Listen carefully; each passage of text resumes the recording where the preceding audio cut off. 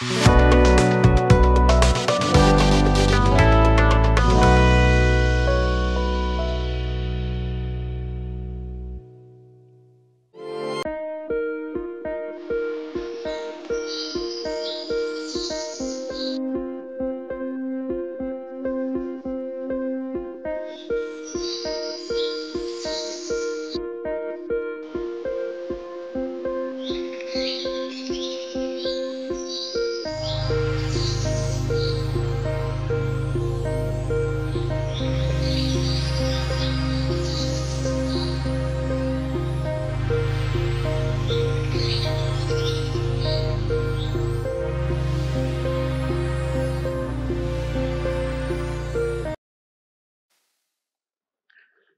जीशु ख्रीष्ट अति बहुमूल्य नाम प्रभु दास भाव में आपण मान ख्रीष्टीय नमस्कार सहित नुआ सकाल आशार कार्यक्रम स्वागत जनाए।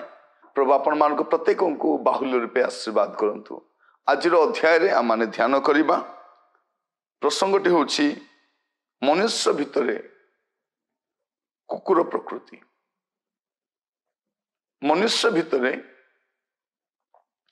कुकुर प्रकृति आपण देखिए मनुष्य हूँ सर्वश्रेष्ठ प्राणी। प्रभु सृष्टिर से हूँ मौड़मणि। प्रभु ताकू सबुठारु ऊर्ध्वरे बनई किंतु आपण देखिए जे कुकुर माने जेमिति कामड़ा कामड़ी हुंती जनकर हाड़ छड़े नापी जन को एरिया पशे देवे ना। आप देखिए गोटे कुकुर पछे अन्य कुकुर गोड़े कामड़ा जाती एमती स्वभाव आप मनुष्य भितर भी देखिए। मस्त खोलतु गलातिय तार 5 पर्व 14 और 15 पद लिखा जाए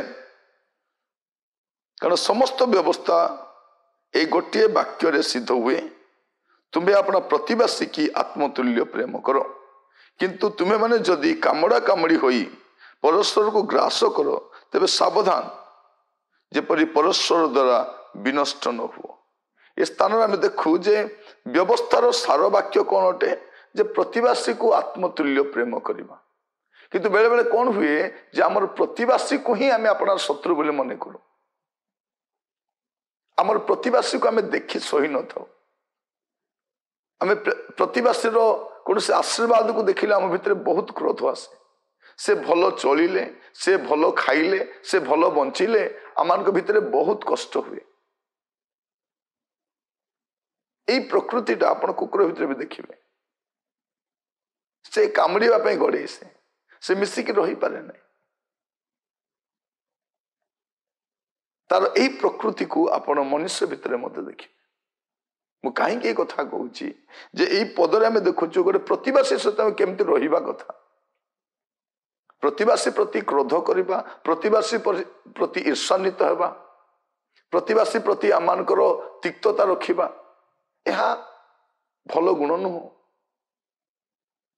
आम जो प्रभुरे आसु से समय ए गुण गुड़ाक आम भितर बाहरी जा दरकार किंतु कौन लिखा जाउछि तुम्हें माने जदि कामुड़ा कामुड़ी कामुड़ा कामुड़ीटा कौन ए कामुड़ा कामुड़ीटा कुकुर प्रकृति। ए कामुड़ा कामुड़ी हेबा द्वारा कहार लाभ हुए ना। दी जन खंडिया खाबरा हुआ दी जनकर कष्ट हुए।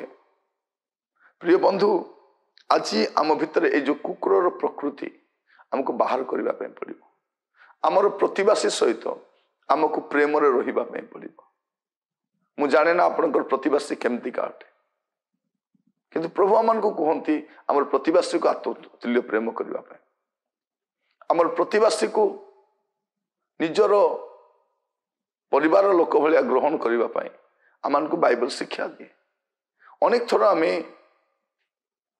ता करि पारि न थाउ। अनेक थर आम प्रतिवासी विरुद्ध रे आम हस्त उठे थाउ। आम प्रतिवासी क्षति करने चेष्टा करि थाउ। प्रतिवासी कुकल्पना करि थाउ। प्रतिवासी विषय गुड़िक देखिले आम को बहुत कष्ट हुए। आम ताको कामड़ीबा चाहे था। तो आज वाक्य शुणा समय मनुष्य भितर ये जो प्रकृतिटा यहीटा बाहर करने पड़ो। आम परस्पर को जदि कामड़ा कामड़ी करवा आम परस्पर द्वारा विनष्ट होगा। जदि मु अन्य जनर क्षति करी से जे मोर मंगल करबो एटा चिंता करबा मूर्खता अटे। जदि मु जनकर क्षति करने बाहरुची निश्चय से भी मोर क्षति करिवो। मु जदि तार अनिष्ट पांचिबी से भी मोर अनिष्ट पांचिबो।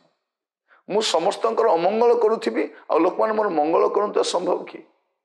आमे प्रथम कामुड़ीबा पई जिबु तापर 10टा कुकुर हमको कामुड़ीबा पई आसीबे तापर आमे कहिबा कि मते कामुड़ीबा पई आसुछन।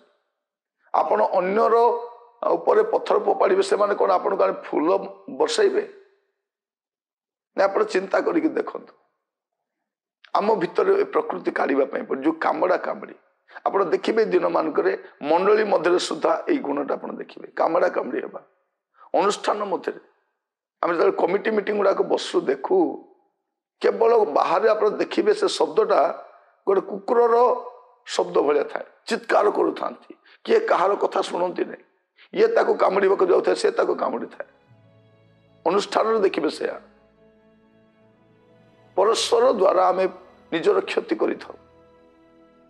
बाइबल हमको कहे व्यवस्थार सार विषय कौन सिद्ध विषय कौन अपना प्रतिवासी को आत्मतुल्य प्रेम करवा। प्रतिवासी को आत्मतुल्य प्रेम करवा। प्रभु तांको वाक्य द्वारा आम सहित से कथा होचंती। जदि आज आमे ए वाक्य को अपनार करिनु तेबे आमे ए वाक्य द्वारा यथेष्ट उपकृत हो पार। अपना प्रतिवासी को केमिति प्रेम करिवार अछि? अपना प्रतिवासी को आत्मतुल्य प्रेम करबा पड़िबो। तेबे जाई आमे परस्पर द्वारा परस्पर क्षति न करी आमे मिसिकी रही पारिबा। आमे परस्पर जत्न नहीं पारिबा, शांति रे रही पारिबा। आज समय ए कामड़ा कामड़ी आप सब जगह देखिए, राजनीति क्षेत्र में देखिए गोटे दल अन्य दल को सही पार ना, गोटे परिवार अन्य परिवार को सही पार ना, गोटे मंडली को सही पार ना। प्रतिवासी विरुद्ध आम अनेक दोषारोप करुचु। ये कामड़ा कामड़ी हेबा द्वारा आमर ही क्षति हुए। प्रार्थना करवा या कुकुर प्रकृति अटे मनुष्यर नुह। प्रभु चाहती आमे शांति रे रहिबो, आमे मिलिमिशि रहिबो, आमे आनंद रहिबो, परस्पर को सहयोग करिबो, परस्पर जत्न नेबो। एटा प्रभु चाहती। एटा परिवर्ते आमे कामड़ा कामड़ी हेले परस्पर द्वारा परस्पर क्षति होबा और किछि होबनी। आसंतु विवेचनामूलक पदक्षेप नेबा, प्रार्थना करबा। पिता परमेश्वर आपनको धन्यवाद दूची वाक्य द्वारा कथा हिथिबारो।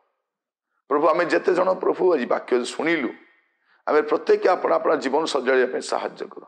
प्रतिवासी को आत्मतुल्य प्रेम करबा पाए, प्रतिवासी जत्न नेबा पाए, प्रतिवासी विषय सचेतन हेबा पाए आमान को साहाय्य कर। प्रभु प्रत्येक जत्न नियो। प्रार्थना शुणी धन्यवाद यीशु को प्रिय नाम रे मागिली, आमीन। प्रभु आपण मान प्रत्येक को बाहुल्य आशीर्वाद करंतु। नमस्कार।